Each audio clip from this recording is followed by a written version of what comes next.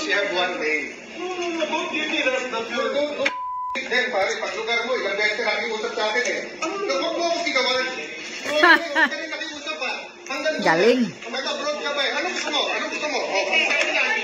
Lolod. Sige, bira. Sina Senador Alan Peter Cayetano at Senador Juan Miguel Zubiri sa sesyon ng Senado kagabi. Nang lalong uminit ang sigawan, inawat na sila ni Senador J.V. Ejercito at Senate Sergeant at Arms Roberto Angcan.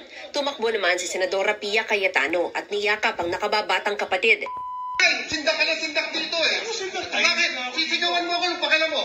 Wala akong pakialam sa pumoto dun eh. Sinabi mo yun. Interest mo lang iniisip ko eh. Ano mo kami? Sabi ko sa'yo, sabi ko, Karen, baka pwede makiusap. This is too important.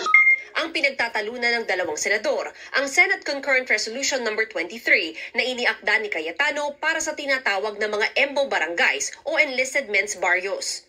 Ang lugar, dating sakop ng lungsod ng Makati, pero sumailalim sa isang territorial dispute at sa desisyon ng Korte Suprema noong 2022, inilipat ang jurisdiction sa kanila sa lungsod ng Taguig. Gayunman, wala pang batas na nagsasaad kung saang congressional district sa Taguig kasama ang EMBO barangays. At habang wala pa ito, sinabi ng COMELEC na hindi makaboboto ang mahigit 200,000 rehistradong botante doon para sa kanilang congressman sa darating na eleksyon. Sa sesyon kagabi, hiniling ni Cayetano na talakayin ang resolusyong nagbumukahi kung saang distrito isasama ang bawat EMBO barangay dahil urgent daw ang sitwasyon at malapit na ang filing ng Certificate of Candidacy. Pero kwenisyon nito ni Zubiri. This was not in the daily agenda, and this particular issue is on the disenfranchisement of these 10 EMBO barangays. However, Your Honor, I'm trying to get in touch with our colleague who is from Makati, and I do not know, does this have any implication to Senator Binay's I can state for the record, Mr. President, it has nothing to do with Makati anymore. Because all of these barangays are now under Taguig, being administered by Taguig, and the problem is they'll not be able to vote for any... Then ask for just a 1-minute suspension, she's calling. 1-minute suspension lang.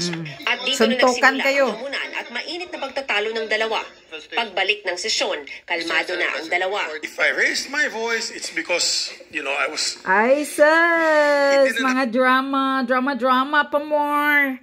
If I raise my voice...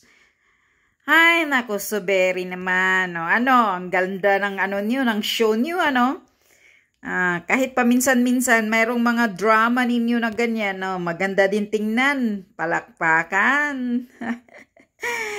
Yan kasi, Zubiri. Sana intindihin mo muna yung sinasabi ni Cayetano. Ano ngayon? Nagsusuntukan sana kayo para makita namin sino ang talo, sino ang panalo. Wow, galing. Galing ng mga senador. Yan ang magaling. Okay? Maganda yan. Minsan pag may hearing kayo, naman kayo, drama ulit. Ibang na naman, ibang senador na naman. Ang ganda panoorin, di ba?